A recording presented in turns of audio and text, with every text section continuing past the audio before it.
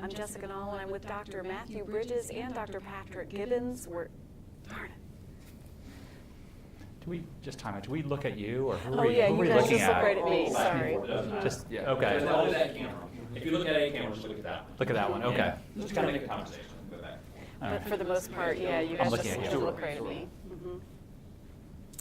All right, ready? In 3, 2, 1. I'm Gibbons ALL, and I'm with Dr. Matthew Bridges and Dr. Patrick Gibbons. They're with Commonwealth Ear, Nose, and Throat Specialists. Today we're talking about a problem that impacts children, snoring, right? Right. What is this? What causes snoring in children? Well, the cause of snoring in general is fluttering of the palate in the back of the mouth. In children particularly, they may have less room because of tonsil enlargement or adenoid enlargement. So these are the things that we can get concerned about. Dr. Gibbons, does snoring in children really surprise parents? Well, honestly, it shouldn't. Most kids will snore at least part of the time. It's very common to have an issue. Maybe a child has an obstructive event with a cold or a respiratory infection or perhaps an asthma exacerbation, and that can cause some snoring. If it's more permanent, if it's happening on a chronic basis, then I think that's when we'd be concerned. If a child is obstructing at night, gasping, coughing, if there's any witnessed events where they're not breathing, that's when we're more concerned. Snoring in general, if it's light, if it's intermittent, isn't a big issue. So, Dr. Bridges, how long should a parent let this go on before they do bring their child in to see if something can be done? I usually tell parents to, if they're concerned about snoring, to just sit with their child while they're sleeping and see if they're stopping breathing at all. They can also sometimes make an audio recording of their sleep and listen to it in the morning, because sometimes there are times intermittently during the night when there may be breathing stoppages. So in general, I mean, like you said, if it's intermittent snoring and it's not all the time and the child does well otherwise, I wouldn't get too concerned about it. Are there benefits to actually intervening and doing something to stop the snoring? Well, again, I think it's important to differentiate between snoring and obstructive breathing. If it's snoring, I don't think there's a need to intervene. But if it's obstructive breathing, if again the child is not breathing, not getting enough oxygen throughout the night, that is a reason to intervene. Sleep apnea in children can cause irritability, daytime sleepiness, decreased school performance. Even we found it can contribute to attention deficit hyperactivity disorder, or ADHD. So if your child is demonstrating any of those symptoms, I think that is a reason to look into it further. And when a parent comes in to see you to try to combat this obstructive breathing during sleep, what should they expect, and how long does it take to rectify this? Well, I think that depends. If it's something that's easily identifiable, if a child comes in and has indeed enlarged tonsils, or if we suspect enlarged adenoids, then oftentimes we'll proceed to surgery and remove the obstructing tissue, and that will oftentimes alleviate the issue. Sleep apnea can also be from other problems in the head and neck region. It can be from malformations of the face or the jaw. Even various neurologic conditions can lead to sleep apnea. So if there are some of those other issues, obviously that's going to be a more difficult issue to resolve. But if it's tonsillar enlargement that we suspect, and removing the tonsils or the adenoids will often fix the issue fairly quickly. Dr. Bridges, with sleep apnea in children, does this hit a certain age range for young people? We see it in all ages. Toddlers through school-age children are commonly have this issue. And sometimes we'll start to see it as you mentioned, school performance can suffer sometimes if kids aren't getting enough sleep, or there can be behavior problems in school and things like that. So, but it does span all age ranges. The adults with enlarged tonsils are much harder to treat, or adults with sleep apnea are much harder to treat than children. Children have a really high rate of cure with this procedure versus adults. But basically, any child that has these symptoms, we'd want to see them probably. Doctors, what would you say to parents who say, they'll grow out of it? Well, there's some truth to that. If a child has enlarged tonsils, that usually peaks around age 5 to 7, and oftentimes they will outgrow it. But again, if they have those symptoms, if they're tired throughout the day, if they're waking up with headaches, if their school performance is declining, any of those concerns, then I would definitely seek attention. From my perspective, those are all great questions. 1. I'm Jessica Nall. I'm with Dr. Matthew Bridges and Dr. Patrick Gibbons, both with Commonwealth ear, nose, and throat specialists. We're talking about a common situation for young people, snoring. Parents come in to see you. Is there anything that can be done about snoring in children? Well, generally, we don't become too concerned about snoring in general, only if there are other signs of sleep apnea, which is when the child stops breathing for certain periods during the night. So Dr. Gibbons, snoring is usually indicative of maybe a larger issue. Well, snoring can be indicative of a larger issue. It's common for children to snore at least sometimes if there's a cold or if they're having an asthma exacerbation, or perhaps if the child has acid reflux. Sometimes that can lead to intermittent snoring. But if snoring is persistent, if it's occurring on a nightly basis, and especially if there are other signs throughout the night, if you find your child gasping for breath or coughing frequently throughout the night or waking up or even bedwetting, those are all possible signs of obstructive sleep apnea, and that needs to be looked into a little bit further.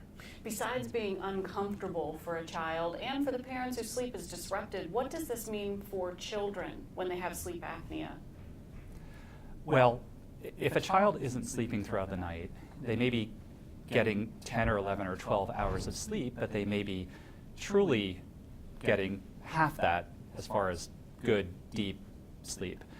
That results in morning headaches, daytime sleepiness or daytime fatigue, irritability, decreased school function, weight gain. All of those are potential outcomes of poor sleep or obstructive sleep apnea. Dr. Bridges, what's the best way for a parent to determine if this is more than just snoring, if it is sleep apnea? That's a good question. We tell parents to maybe sit with their children when they're sleeping for a short period and see if they actually stop breathing in between snoring. Sometimes it's a little bit harder to pick up, so we'll tell them to put a recorder in the room and then listen to it the next day and see if they can pick up any times where it sounds like the breathing is stopping and then restarting. That would be concerning. What can be done once you determine it? Well, it depends on where the site of obstruction is. Assuming the child has obstructive sleep apnea, we try our best to identify where that obstruction is. Sometimes it can be a physical malformation of the face or the jaw. Sometimes it can be an obstruction further down the airway, such as swelling around the vocal cord area or the trachea, but most commonly it can be caused by tonsillar enlargement. Tonsils are often big in children. That peaks around age 5 to 7, where the tonsils are large in comparison to a relatively small throat. Because those tonsils are big, they block the airway, at least partially block the airway, and can result in airway obstruction and sleep apnea. If that's the case, then we often consider removing the tonsils and sometimes even the adenoid tissue, which lives in an area slightly above where the tonsils are. And that will many times help this problem. What would you say to parents who say, they'll outgrow it?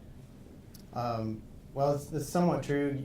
Usually as kids get larger, their tonsils will not take up so much room in their mouth, but that can be a long time. So I think if any parents see these symptoms in children, we'd want to take a look at them. All right. 1.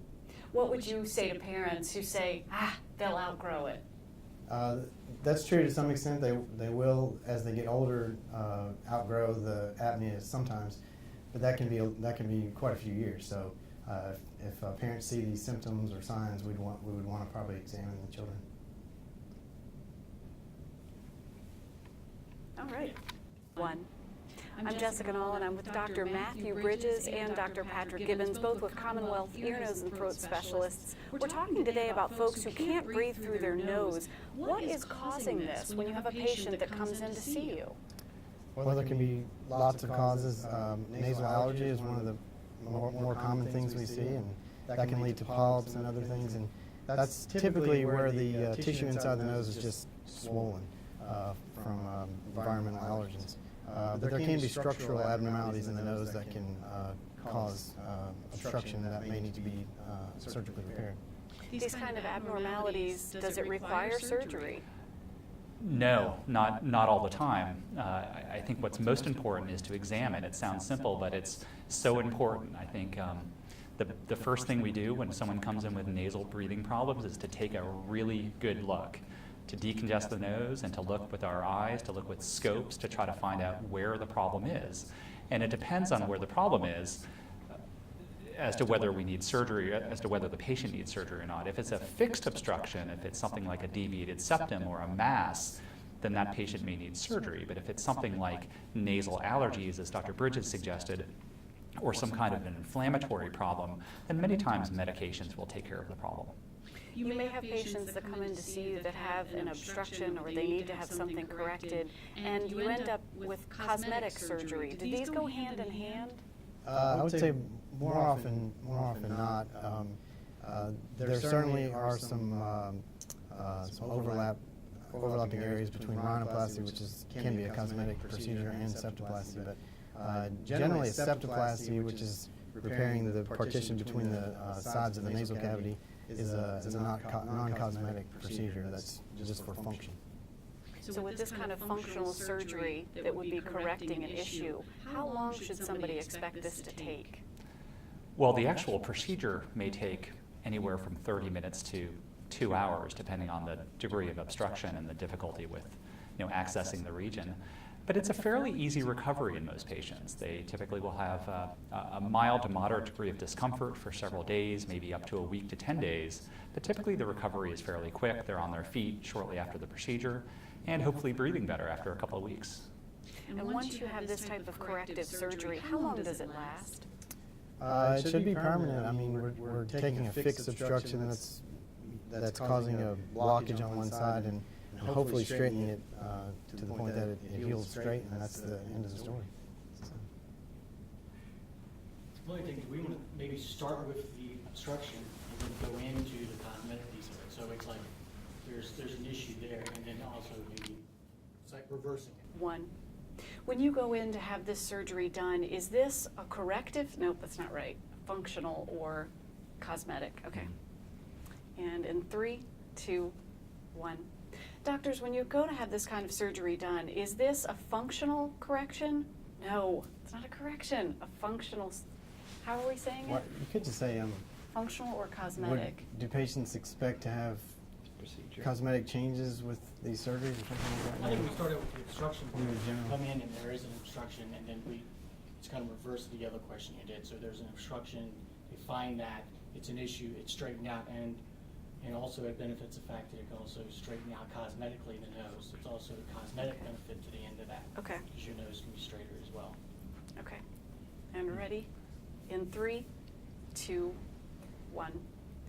Doctors, is this a functional procedure or a cosmetic procedure?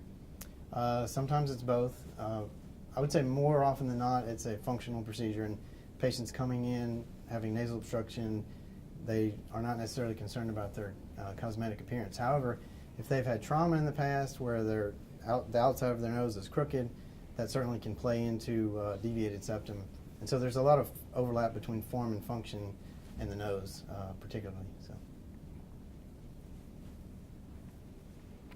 1. Dr. Gibbons, when you're having this obstruction corrected, what is the procedure called and what is it like? Well, for many forms of obstruction, it's a deviated septum. So if to go in there and correct it, we call that a septoplasty. And it's not a major operation. We typically go through the nose. We don't have to make any cuts on the outside of the face. We go in through the nostrils with small instruments and sometimes even scopes, and we just correct that subtle abnormality. Most people recover fairly quickly. There's not a lot of swelling or bruising. Many people will not even know they had surgery if they look in the mirror the next day. But it is done through the nose without really any cuts on the outside of the face. Not sure if I said that right, but. Do you want to try again? Sound okay? I think it sounded good. You think so? 1. Dr. Bridges, when you have an obstruction procedure done, what is it called and how does it work? The most common procedure that we would perform for nasal obstruction is probably a septoplasty, which is correction of deviation of the septum, which is the partition between the sides of the nasal cavity inside the nose. And usually this is done through an incision inside the nose where we can access the cartilage, and there's also bone in the back of the septum. We can modify that to straighten the septum. In rare cases where there's maybe been trauma or there's external deviation, we can do procedure more like a rhinoplasty, where it's a little bit more involved, but still actually pretty easy recovery. And there sometimes are changes in the outside of the nose along with the inside to help the breathing. 1. I'm Jessica Nall, and I'm with Dr. Matthew Bridges and Dr. Patrick Gibbons, both with Commonwealth ear, nose, and throat specialists. We're talking today about hoarseness. This is something that can just happen spontaneously. I'm sorry.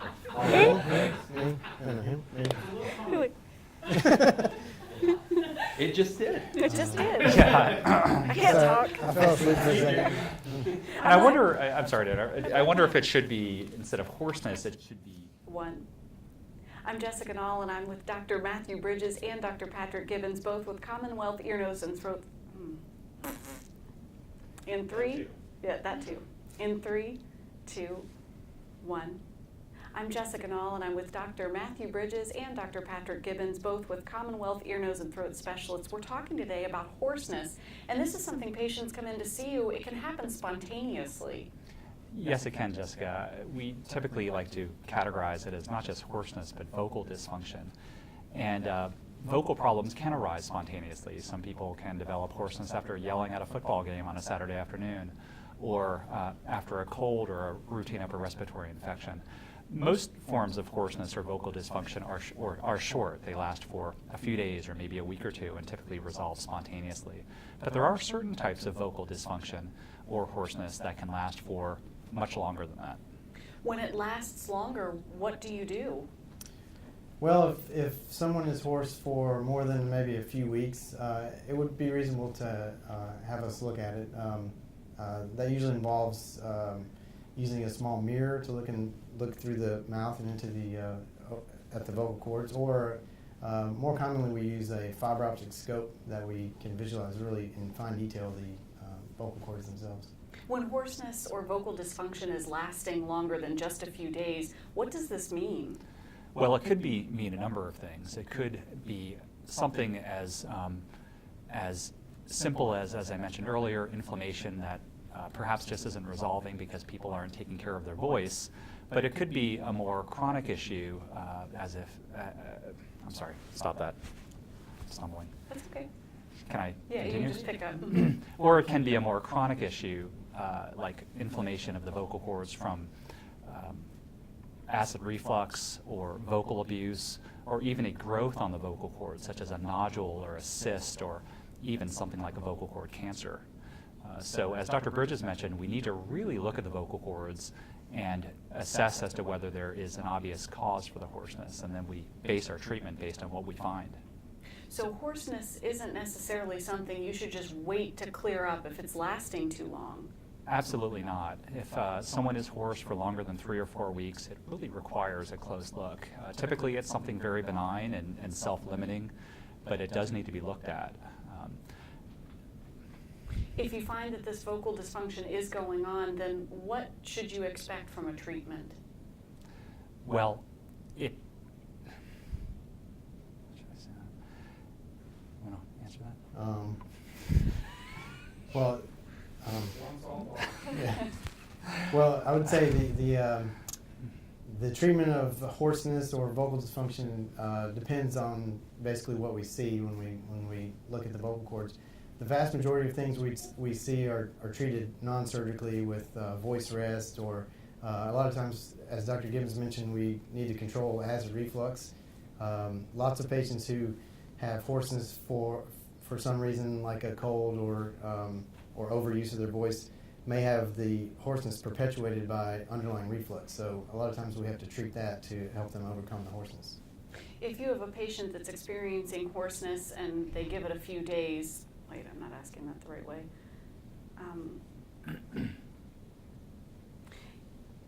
If you have a patient who's experiencing hoarseness, how long should they give it before they come in to see you? I think about 3 weeks. Next. I am just completely stumbling on this. I am so sorry. Because I feel like I'm repeating the same thing over again. And you may be, Yeah. but they'll cut it down so that it, Right. yeah. Okay, so I'm going to ask that again, but if it's, maybe you I don't know can- how to expand. I wasn't sure how to expand on that because I felt like I was going to start repeating what we just said. Maybe a better way to lead into it is, what is your One. If you have patients that are experiencing hoarseness, and this is different for everybody, what should they try at home before they come to see you? I think there are a number of things they can try. We talk about a concept called vocal hygiene. So a person with hoarseness that's lasting for a few days can certainly first rest their voice. Easier said than done. But try not to do a lot of yelling, screaming. Even whispering can be harmful to the vocal cords. Try to avoid excessive coughing or throat clearing. If they think they have acid reflux, try to avoid some of the foods or behaviors that might bring on that acid reflux. Certainly try to avoid any irritants such as smoke or chemicals or fumes that may be irritating their throat. And drink a lot of fluid. Keep yourself really well hydrated. That often will help with any kind of inflammation of the voice box, of the larynx, and hope to help to resolve some of the inflammation and the hoarseness. After you've given these home remedies an opportunity to work and you're not seeing improvement, how long before a patient should come in to see you? I think about 3 weeks, 3 to 4 weeks, and it depends on the severity of the hoarseness. If it's very mild and the patient just is aware of a very subtle irregularity of their voice, it's okay to wait a little bit longer. But if the voice change is severe, if it's affecting the way they work or the way they communicate, I think within 3, 4, 5 weeks they need to be seen, if not by an ENT doctor, by their primary care physician. Excelente.